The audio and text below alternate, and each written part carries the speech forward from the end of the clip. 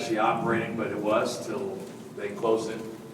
And it became a museum for all those years. And in 2002, we started to rehabilitate it. In 2005, we did our first bottles for sale. And this is a view from across the way. If you ever look at the Añejo bottle, you'll see this view. So we like to say everything on our bottles actually exists in real life. So we make the Blanco, which is right out of the stills basically, the Reposado, which is 6 months in the barrel, and the Añejo, which is 2 years in the barrel. And every in the vignette on each label, you'll see there's a scene that's can be found somewhere on our property. And a lot of people ask me why we changed names, and it was about $40,000 worth of trademark battle with these guys. I'm sure it cost them about $100,000 because we used every trick in the book. And but we lost in the United States. So, but here in Mexico, we did beat them. It cost us $7,000 here in Mexico to go to one level below the Supreme Court. So, which court system do you want to work in? And at any rate, so that's why we changed to Los Abuelos. And then we had a lot of confusion between Los Abuelos and Fortaleza. My friends would call me up there in Puerto Vallarta, and they'd say, hey, somebody's ripped off your label, because they would see a Los Abuelos bottle. And they were familiar with Fortaleza. So we're changing here in Mexico, but we will release one product a year using the Los Abuelos label so that we can make sure that we keep a trademark control over our corporate name. Our corporate name is Los Abuelos. But the tequila you saw, the blue agave, is made from 100% of blue agave. We don't use anything else. It is not a cactus. It's in its own family called the Agaveaceae. The only thing it does the same as cactus is it breathes at night. So it does the CO2 exchange at night. And there are 250 species of agave, and the cheaters use these other agaves. But if you're making tequila, you have to use just the blue agave, and you have to be in this appellation zone. If you're not in this appellation zone, you can't call it tequila. You'd have to call it mezcal or agave spirit, aguardiente de agave. You'd have to give it another name. You could not put tequila on the bottle. Now there's an organization that supervises called the CRT, and they do close down distilleries. Last month they temporarily closed 4 distilleries because 2 of them were cheating, and 2 of them had agave that they couldn't prove was from the source. So you see the agave out on the patio there. Every time we get a delivery of agave, we have to prove to them it's coming from within the Appalachian area. We like to call this the heartland of the Appalachian because in tequila is where it all started. Just in case you woke up this morning, you did not know where you were. Here you are in Tequila. We're just outside of Guadalajara. We're in the Sierra Madre. We're at 4,000 feet, and the mountain that you saw out there is almost 10,000 feet.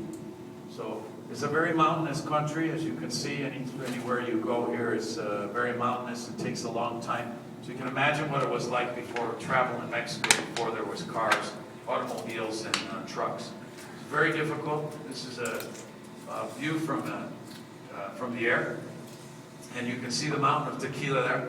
And how many of you all know it? Tequila Herradura is over in this little town called Amatitan. We're over here on the north slope of the mountain. A lot of water. If you're going to run a distillery, you need lots of water. Usually, for every liter you make, you need at least 10 liters of water. Probably double that in the reality. And you can see it's an old expired volcano that blew out, so giving us our volcanic soil in this heartland. And probably about 20 million years ago, one of my friends who's a geologist estimated that. But you can imagine what it was like for the conquistadores to get here in the 1500s to arrive. And the Indians, there was about 20 Indian tribes living in Mexico, and they all didn't get along. The Aztec were the most brutal, but they didn't get along. There was a lot of slavery between Indian tribes and a lot of sacrifice. And the conquistadores came along and dominated the whole thing. And this is a painting by Clemente Orozco. It's in Guadalajara. You might have a chance to see it tomorrow, Tuesday or Wednesday. Those of you that are staying Wednesday morning, that have a late flight out, go over to Hospicio Cabañas. It's a walking street in Guadalajara. It's at the very end of the walking street. It's a beautiful museum. It opens at 10 a.m.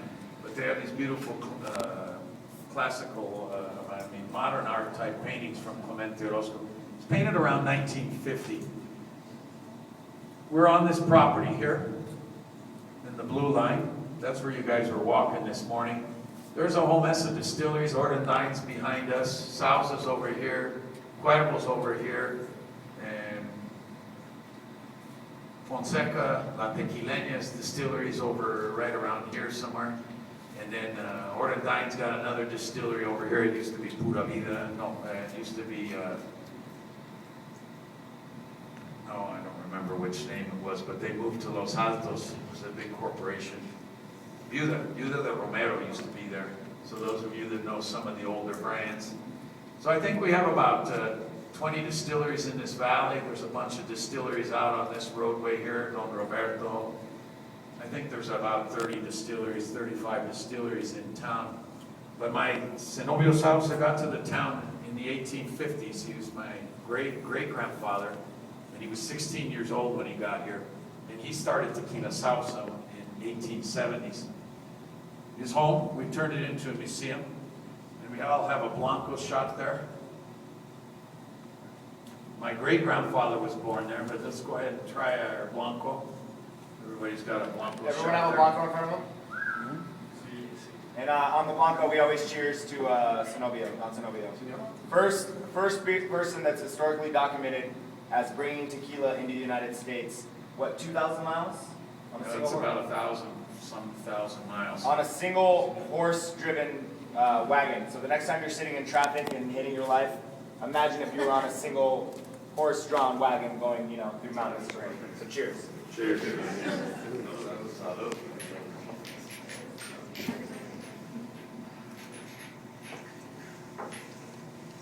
So that Blanco made 100% agave, 100% stone crushed. I don't think there's a product in the industry that compares to it right now. I always like to start with a Blanco because each distillery based on their processes creates a unique flavors, aromas, taste, and I think ours is exceptionally unique. My great-grandfather, Eladio Sauza, he was born there in that home, the museum.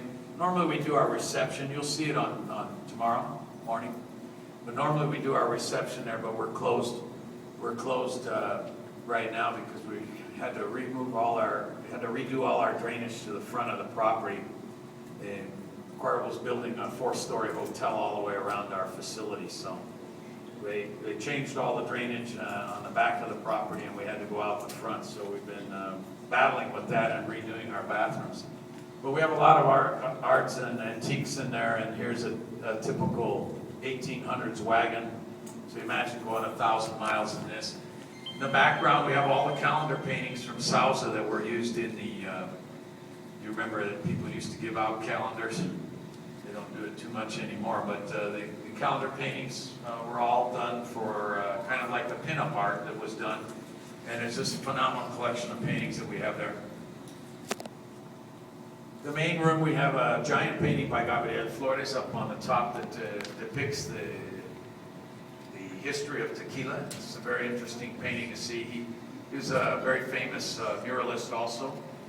And we have a collection of really old bottles. So those of you that remember Prohibition, some of you might actually pick up some of the label designs we picked up, right?